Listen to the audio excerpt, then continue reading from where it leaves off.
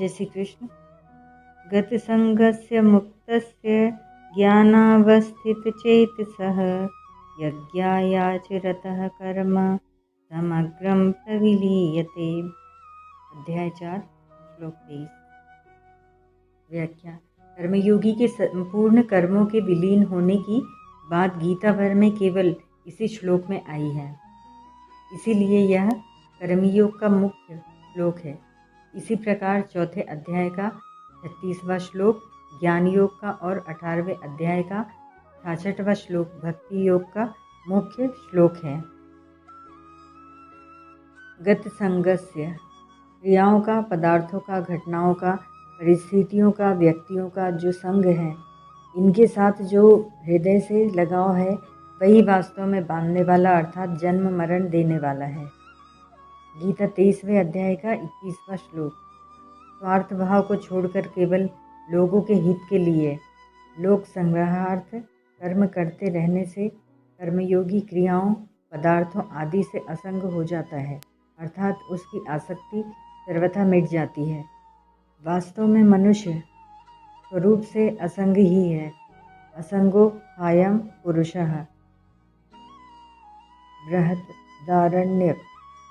किंतु असंग होते हुए भी यह शरीर, इंद्रिया, मन, बुद्धि, पदार्थ, परिस्थिति, व्यक्ति आदि से संबंध मानकर सुख की इच्छा से उनमें आबद्ध हो जाता है। मेरी मनचाही हो अर्थात जो मैं चाहता हूँ वही हो और जो मैं नहीं चाहता वह नहीं हो, ऐसा भाव जब तक रहता है तब तक यह संग बढ़ता ही रहता है। वास्तव में होता वही है जो होने वाला है। जो होने वाला है उसे चाहे या न चाहे वह होगा ही, और जो नहीं होने वाला है उसे चाहे या न चाहे वह नहीं होगा। अतः अपनी मनचाही करके मनुष्य व्यर्थ में बिना कारण फंसता है और दुख पाता है। कर्मयोगी संसार से मिली हुई शरीर आदि वस्तुओं को अपनी और अपने लिए न मानकर उन्हें संसार की ही मानकर संसार की सेवा में अर्पण कर देता है। इससे वस्तुओं और क्रियाओं का प्रवाह संसार की ओर ही हो जाता है और अपना असंग स्वरूप ज्यों का त्यों रह जाता है। कर्मयोगी का अहम भी सेवा में लग जाता है। तात्पर्य यह है कि उसके भीतर मैं सेवक हूँ यह भाव भी नहीं रहता। यह भाव तो मनुष्य को सेवक पने के अभिमान से बांध देता है। सेवक पने का अभिमान तभी होता है जब सेवा सामग्री के साथ अपनापन होता है। सेवा की वस्तु उसी की थी, उसी को दे दी तो सेवा क्या हुई, हम तो उससे उऋण हुए। इसीलिए सेवक न रहे, केवल सेवा रह जाए। यह भाव रहे कि सेवा के बदले में धन, मान, बढ़ाई, पद, अधिकार आदि कुछ भी लेना नहीं है, क्योंकि उस पर हमारा हक ही नहीं लगता। उसे स्वीकार करना तो अनाधिकार चेष्टा है। लोग मेरे को सेवक कहें ऐसा भाव भी न रहे, और यदि वे कहें तो उसमें राजी भी न हो। इस प्रकार संसार की वस्तुओं को संसार की सेवा में सर्वथा लगा देने से अंतःकरण में एक प्रसन्नता होती है। उस प्रसन्नता का भी भोग न किया जाए तो स्वतः सिद्ध असंगता का अनुभव हो जाता है। मुक्तस्य, जो अपने स्वरूप से सर्वथा अलग है, उन क्रियाओं और शरीर आदि पदार्थों से अपना संबंध न होते हुए भी कामना, ममता और आसक्ति पूर्वक उनसे अपना संबंध मान लेने से मनुष्य बंध जाता है, अर्थात पराधीन हो जाता है। कर्मयोग का अनुष्ठान करने से जब माना हुआ अवास्तविक संबंध मिट जाता है तब कर्मयोगी सर्वथा असंग हो जाता है। असंग होते ही वह सर्वथा मुक्त हो जाता है, अर्थात स्वाधीन हो जाता है। ज्ञानावस्थित चेतसः, जिसकी बुद्धि में स्वरूप का ज्ञान नित्य निरंतर जागृत रहता है, वह ज्ञानावस्थित चेतसा है। स्वरूप ज्ञान होते ही उसकी स्वरूप में स्थिति हो जाती है, जो वास्तव में पहले से ही थी। वास्तव में ज्ञान संसार का ही होता है, स्वरूप का ज्ञान नहीं होता, क्योंकि स्वरूप स्वतः ज्ञान स्वरूप है। क्रिया और पदार्थ ही संसार है। क्रिया और पदार्थ का विभाग अलग है तथा स्वरूप का विभाग अलग है, अर्थात क्रिया और पदार्थ का स्वरूप के साथ किंचित मात्र भी संबंध नहीं है। क्रिया और पदार्थ जड़ है तथा स्वरूप चेतन है। क्रिया और पदार्थ प्रकाश्य है तथा स्वरूप प्रकाशक है। इस प्रकार क्रिया और पदार्थ की स्वरूप से भिन्नता का ठीक ठीक ज्ञान होते ही क्रिया और पदार्थ रूप संसार से संबंध विच्छेद होकर स्वतः सिद्ध असंग स्वरूप में स्थिति का अनुभव हो जाता है। यज्ञायाचरतः कर्म समग्रम प्रविलीयते। कर्म में अकर्म देखने का ही एक प्रकार है। यज्ञार्थ कर्म अर्थात यज्ञ के लिए कर्म करना, निस्वार्थ भाव से केवल दूसरों के हित के लिए कर्म करना यज्ञ है। जो यज्ञ के लिए ही संपूर्ण कर्म करता है वह कर्म बंधन से मुक्त हो जाता है, और जो यज्ञ के लिए कर्म नहीं करता अर्थात अपने लिए कर्म करता है वह कर्मों से बंध जाता है। यज्ञार्थात् कर्मणो न्यत्र लोकोयम कर्म बंधनः। गीता 3:9। प्रकृति का कार्य है क्रिया और पदार्थ। इन दोनों में क्रिया का भी आदि और अंत होता है तथा पदार्थ का भी आदि और अंत होता है। क्रिया आरंभ होने से पहले भी नहीं थी और समाप्त होने के बाद भी नहीं रहेगी, इसीलिए बीच में भी वह नहीं है, ऐसा सिद्ध हुआ। इसी प्रकार पदार्थ उत्पन्न होने से पहले भी नहीं था और नष्ट होने के बाद भी नहीं रहेगा, इसीलिए बीच में भी वह नहीं है, यह सिद्ध हुआ। क्योंकि यह सिद्धांत है कि जो वस्तु आदि और अंत में नहीं होती वह मध्य वर्तमान में भी नहीं होती। परंतु चेतन स्वरूप का आदि और अंत नहीं होता, वह सदा अक्रिय रूप से ज्यों का त्यों रहता है। वह चेतन तत्व क्रिया और पदार्थ दोनों का प्रकाशक है। इस प्रकार क्रिया और पदार्थ के साथ किंचित मात्र भी संबंध न होते हुए भी जब वह इनके साथ अपना संबंध मान लेता है तब वह बंध जाता है। इस बंधन से छूटने का उपाय है फलेच्छा का त्याग करके केवल दूसरों के हित के लिए कर्म करना। संसार में अनेक प्रकार की क्रियाएं हो रही हैं और अनेक प्रकार के पदार्थ विद्यमान हैं, परंतु मनुष्य जिन क्रियाओं और पदार्थों से आसक्ति, ममता और कामनापूर्वक अपना संबंध मानता है, उन्हीं क्रियाओं और पदार्थों से वह बंधता है। जब मनुष्य कामना, ममता और आसक्ति का त्याग करके केवल दूसरों के हित के लिए संपूर्ण कर्म करता है और मिले हुए पदार्थों को दूसरों का ही मानकर उनकी सेवा में लगाता है, तब कर्मयोगी के संपूर्ण क्रियमाण, संचित और प्रारब्ध कर्म विलीन हो जाते हैं, अर्थात उसे कर्मों के साथ अपनी स्वतः सिद्ध असंगता का अनुभव हो जाता है। विशेष बात, एक कर्ता, करण और कर्म, इन तीनों के मिलने से कर्मों का संचय होता है। गीता 18वें अध्याय का 18वां श्लोक। यदि कर्तापन न रहे तो कर्मों का संग्रह नहीं होता, क्योंकि करण और कर्म दोनों कर्ता के ही अधीन हैं।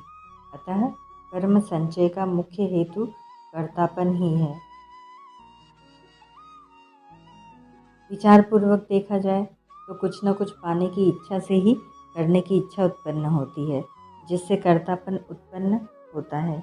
कर्तापन से बंधन होता है। जब मनुष्य पाने की इच्छा से अपने लिए कर्म करता है तब उसका कर्तापन दृढ़ हो जाता है। जब कर्मयोगी पाने की इच्छा का त्याग करके केवल यज्ञ के लिए अर्थात दूसरों के लिए, हित के लिए कर्म करता है, तब उसका कर्तापन दूसरों के लिए होता है। इससे उसे अपनी असंगता का अनुभव हो जाता है, इसीलिए उसके द्वारा होने वाले कर्मों का संचय नहीं होता। कारण कि जब आधार कर्तापन ही नहीं रहा तब कर्म टिकेंगे ही कहाँ। कर्मयोग में ममता, मेरापन का त्याग और ज्ञान योग में अहमता, मैंपन का त्याग मुख्य है।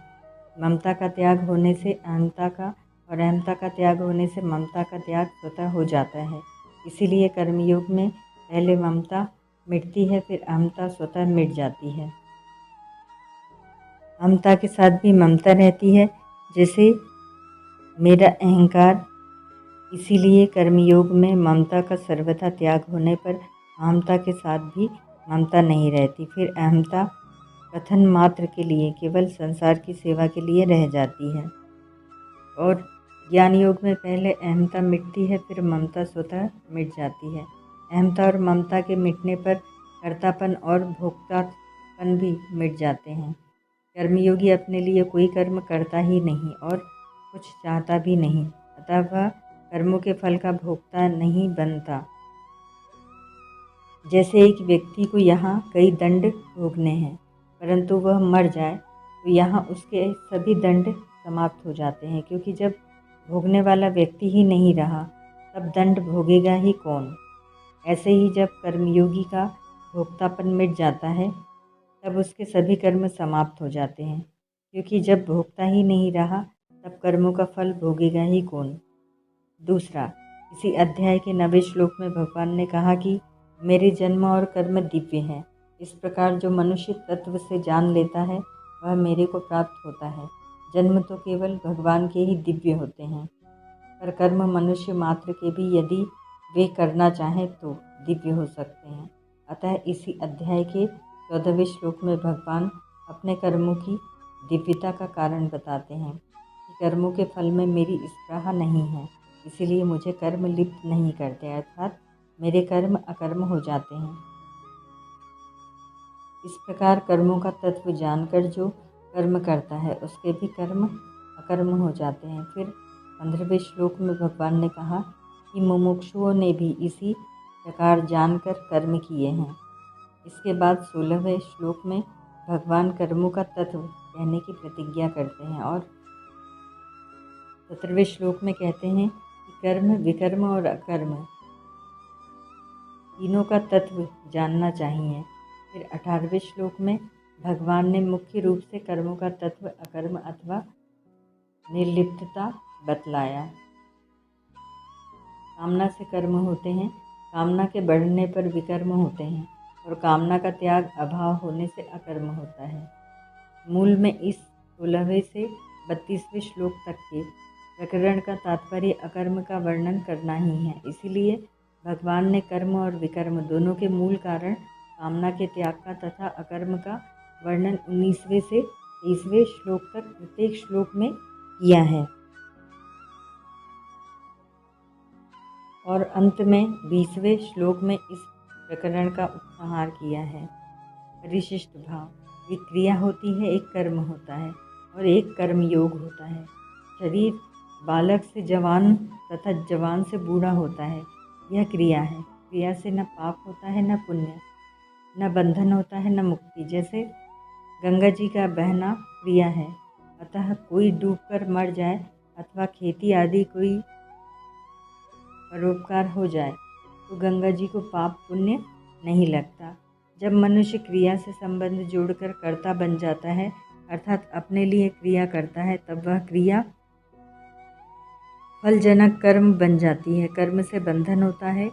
यज्ञार्थ कर्मणो न्यत्र लोकोयम बंधन बंध। गीता 3:9। कर्म बंधन से छूटने के लिए जब मनुष्य अपने लिए कुछ नहीं करता, प्रत्युत निस्वार्थ भाव से केवल दूसरों के हित के लिए ही कर्म करता है, तब वह कर्मयोग हो जाता है। कर्मयोग से बंधन मिटता है। यज्ञायाचरतः कर्म समग्रम प्रविलीयते। बंधन मिटने से योग हो जाता है, अर्थात परमात्मा के साथ नित्य संबंध का अनुभव हो जाता है। यह 23वां श्लोक कर्मयोग का मुख्य श्लोक है। जैसे भगवान ने ज्ञानाग्नि सर्वकर्माणि भस्म सात कुरुते 4:37 पदों से ज्ञानाग्नि के द्वारा ज्ञानियों के संपूर्ण पाप भस्म होने की बात कही है और अहम वा सर्व पापेभ्यो मोक्षयिष्यामि 18:66 पदों से भक्त के संपूर्ण पाप नष्ट होने की बात कही है। ऐसे ही इस श्लोक में यज्ञायाचरतः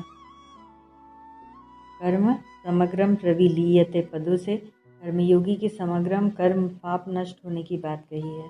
ओम तत्सत।